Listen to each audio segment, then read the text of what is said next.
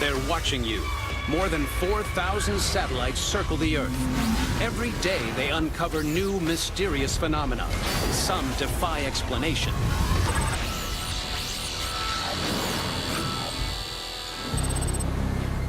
July 12, 2013. 6-year-old Nathan Weisner is out walking with his parents on the Mount Baldy sand dunes along the shore of Lake Michigan, Indiana. They are unaware of the danger awaiting them. This looks like a nice place to go. It's on the water, it's right by a town. The idea that something could happen here, it's kind of crazy.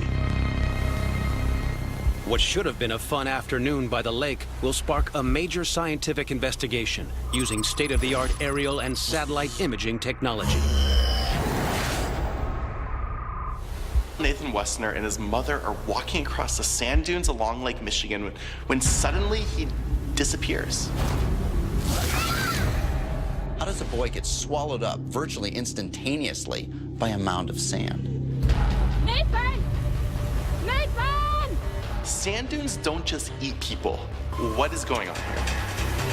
A 6-year-old boy from Sterling, Illinois is trapped under crushing sand. Nearby, local geologist Erin Argelan is out on the dunes taking wind speed measurements. She sees the drama unfold.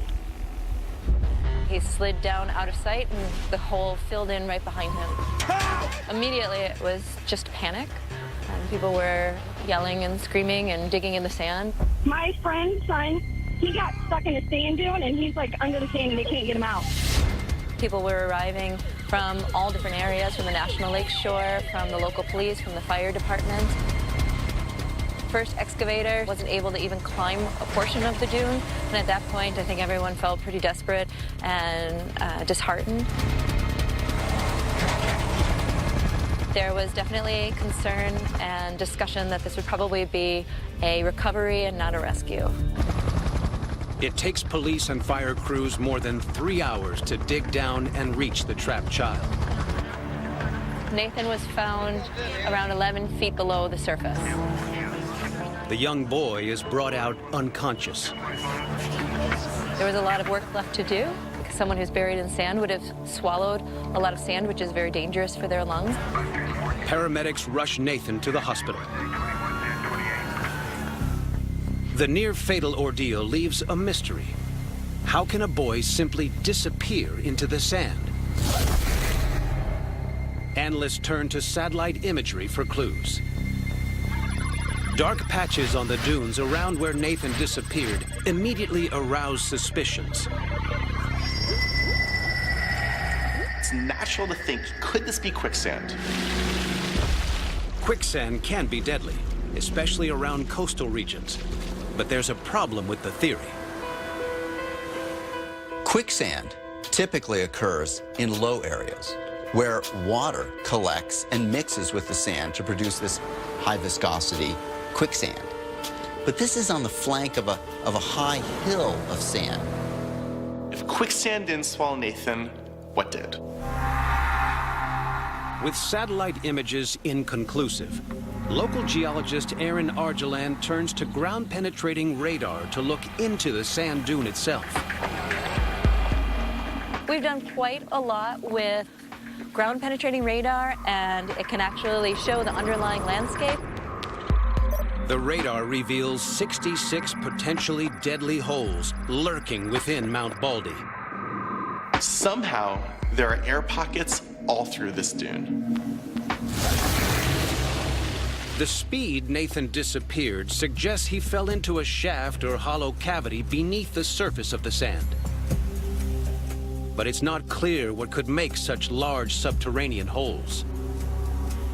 At the time of the incident, there were rumors of someone digging in the sand just before Nathan disappears. So could the holes Erin found be man-made?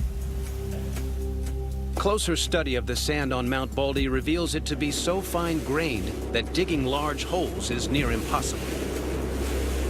You couldn't practically dig by hand very deep in a location like that, essentially because the sand would keep collapsing down on itself.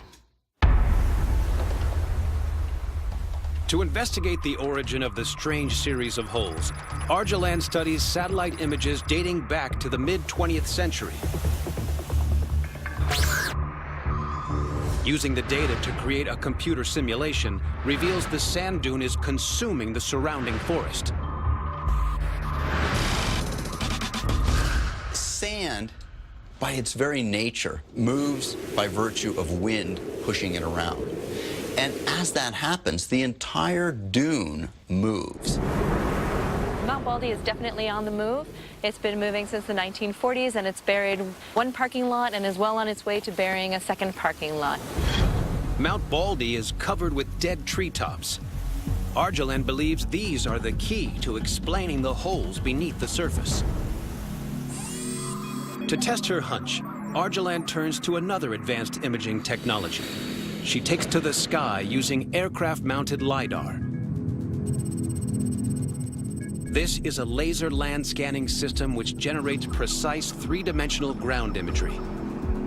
LiDAR imagery is where you can actually reconstruct the elevation of landforms, and if you have many images from many different years, you can then reconstruct your entire landscape. The aerial LiDAR reveals the entire sand dune sits directly on top of a forest of decaying trees. Argeland believes the hole that swallowed Nathan is the hollowed-out trunk of a rotting tree.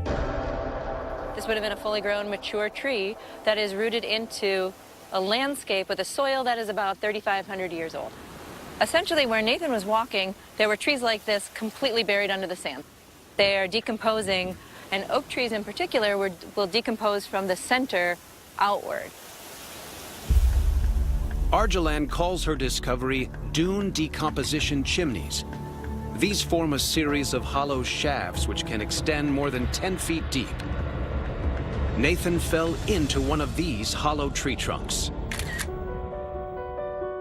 After 11 days in the hospital, Nathan Weisner makes a full recovery. Today, Nathan seems to be a thriving young boy without a lot of damage. The potentially deadly cavities in Mount Baldy are still there, waiting for the footsteps of the unwary.